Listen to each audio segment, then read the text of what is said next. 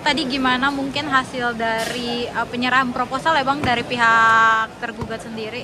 Oke, saya ralat ya. Jadi bukan penyerahan proposal ya. Hari ini agenda mediasinya adalah tanggapan atau jawaban dari para tergugat terhadap proposal para penggugat yang sudah disampaikan minggu lalu. Nah, hari ini kami terima jawaban itu ya. Ada beberapa poin yang sudah disampaikan dan saya kira apapun yang menjadi jawaban mereka itu hak mereka ya. Kami tetap fokus melaksanakan proses mediasi di tanggal 25 November 2025 ya. Bang, mungkin jawabannya betulkah ada angka di 504 miliar itu? Ya, ada. Jadi memang kan begini, mereka itu kan dalam jawaban mereka itu menyampaikan berdasarkan putusan ya. Putusan 362 dan putusan 363 itu dalil mereka menjawab proposal itu.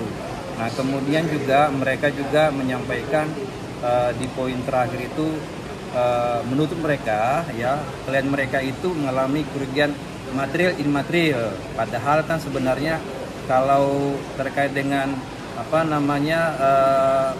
narasi-narasi terkait kerugian nanti kan sebenarnya tidak bicara dalam proses mediasi ya. Tapi itu masuk dalam pokok perkara. Tapi sah saja ya, itu hak mereka ya. Apanya sah Bang? Maksudnya angka nominalnya Bang? Jadi angka nominalnya itu ada kerugian 4 miliar ditambah 500 miliar ya kan. Nah, dalam proses mediasi tadi kami sampaikan bahwa ini poin-poin yang disampaikan oleh para tergugat tidak rasional ya atau irasional ya. Nah itu dari perspektif kami ya kan. Terus kemudian mereka tanggapi ya masing-masing punya sudut pandang yang berbeda ya kan. Silakan saja ya. Tapi yang kami mau sampaikan adalah ketika kita menyampaikan sesuatu ya narasi hukum terkait dengan kerugian itu kan harus bisa dibuktikan ya kan. Jadi jangan bikin sesuatu hal-hal yang nilainya bombastis tapi nanti ketika dalam proses pembuktian jadi ini sendiri gitu loh merasa kelabakan sendiri ya, tapi itu hak mereka ya. Berarti 500 miliar itu bisa dibilang mengada-ngada ya Bang tanpa adanya dasar? Iya, mengada-ngada. Sekarang begini teman-teman, baca nggak putusan itu ya, putusan itu bicara namanya 4 miliar itu kan 4 miliar kan dalam sitaan ya kan. Makanya saya bilang dibaca dulu putusan 362 dan putusan 363 itu dengan baik gitu loh. Baru bicara namanya kerugian. Tapi apapun itu hak mereka sebagai kuasa hukum dari para tergugat. Nah, tadi memang jawaban itu ditantangani oleh prinsipal mereka sendiri, yaitu prinsipal tergugat 1 dan tergugat 2. Kita sendiri udah tahu belum Bang adanya gugatan 504 miliar ini dari Reja Gladys. Jadi ini perlu saya ralat, tidak ada gugatan. Maksudnya jawaban Itu apa? Iya. Ya itu jawabannya. Jadi kalau selama ini kan ada isu-isu terdengar ada gugatan di 504 miliar. Tidak ada, kami sampai hari ini belum menerima gugatan itu. Tapi sudah beredar di mana-mana. Nah ini kan juga bagi kami kan ini membangun opini-opini yang tidak sesuai dengan fakta ya. Nah terus kemudian ini minggu depan kan agendanya adalah kaukus ya. Kaukus itu adalah menghadirkan prinsipal masing-masing pihak ya. Jadi kaukus itu tidak dilaksanakan hanya untuk kuasa hukum tapi menghadirkan prinsipal masing-masing. Baik Nikita Mirzani sebagai prinsipal penggugat 1, kemudian Reja Gladys sebagai prinsipal tergugat 1 ya. Jadi artinya apa? Artinya walaupun hari ini sebenarnya jawaban dari para tergugat sudah ada kesimpulan mereka menolak proposal yang kami ajukan, tapi dalam tata kelola mediasi prinsipal itu kan wajib hadir. Nah di tanggal 25 November 2020 nanti itu kami pastikan prinsipal kami bisa hadir dalam proses kaukus ya. Mungkin sudah dapat izinnya Bang. Bang, rekonvensi ini kan ada setelah NM menggugat 244 Bang ya, benar gak Bang? Oh bukan, jadi gini, rekonvensi itu tidak bicara dalam mediasi.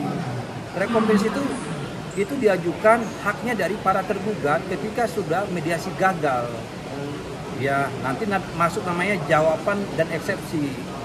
Nah, kemudian kalau mereka menggunakan haknya melakukan gugatan balik rekompensi silakan, tapi dalam tata kelola mediasi sesuai dengan Perma 1 2016 ya, itu tidak bicara namanya pokok perkara. Bicara namanya identifikasi masalah, terus kemudian bicara namanya negosiasi di situ. Gitu. Jadi kalau misalkan didalilkan lagi kerugian masing-masing, ya saya kira kurang tepat ya. Berarti minggu depan prinsipal hadir, Bang? Iya. Sudah dapat izin mungkin Bang dari lapas sendiri? Iya, kami akan ajukan itu karena memang kan mengajukan itu kan hak ya, hak di kita sendiri ya untuk hadir dalam proses mediasi ya. Pasti kami akan ajukan itu ya. Di ruang mediasi juga, Bang, berarti ya? Oh iya, di ruang mediasi. Prinsipal juga pasti hadir nggak, Bang? Gimana? Kayak Kalau dari prinsipal dari tergugat 1 dan tergugat 2 itu tadi disampaikan oleh kuasa hukumnya akan diupayakan ya kan, tapi kalau kami sih kami yakin ya kami pasti bisa menghadirkan prinsipal kami dari penggugat. Bang, tujuan keduanya kemungkinan bertemu apa sih, Bang? Boleh tahu, Bang? Jadi tujuannya tadi disampaikan ibu mediator ini kan ibu mediator ini mendengarkan langsung ya apa sih sebenarnya keinginan masing-masing prinsipal ini ya kan, yang tidak bisa memang diwakili para kuasa hukum dalam proses mediasi. Nah kemudian kalaupun memang tidak ada titik temunya dalam proses mediasi minggu depan dalam kaukus ya, ada berita acara atau form yang harus ditandatangani prinsipal langsung kalau misalkan mediasi itu dinyatakan deadlock atau gagal ya. Kalau nggak deadlock apa, Bang? Kalau tidak deadlock berarti kan ada penyusunan itu butir-butir kesepakatan kemudian ditingkatkan menjadi kesepakatan perdamaian. Iya, cuman persoalannya kan proposal kami yang 200 miliar itu kan ditolak.